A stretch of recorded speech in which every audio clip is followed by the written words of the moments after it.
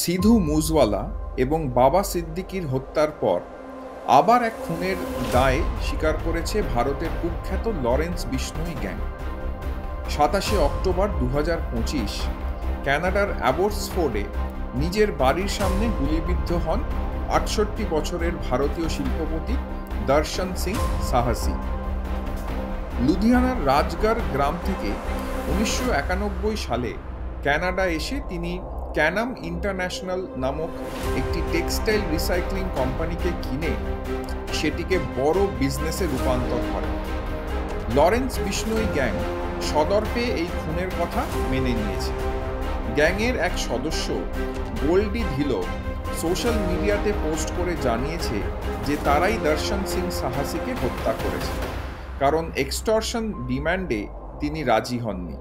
কিন্তু প্রশ্ন হলো, লরেন্স বিষ্ণোই জেলে থাকা সত্ত্বেও কিভাবে তার গ্যাং এই রকম অপারেশনস চালিয়ে যাচ্ছে? ফার্স্ট পোস্টের রিপোর্ট অনুযায়ী সম্ভবত সাবরমতি জেল থেকে মোবাইল ফোন, এনক্রিপ্টেড অ্যাপস আর ট্রাস্টেড শুটার্সের মাধ্যমে বিষ্ণোই তার গ্যাংকে রিমোটলি কন্ট্রোল করে চলেছে। কানাডা ও ভারতের ইন্টেলিজেন্স এজেন্সি একসাথে এর তদন্ত করছে।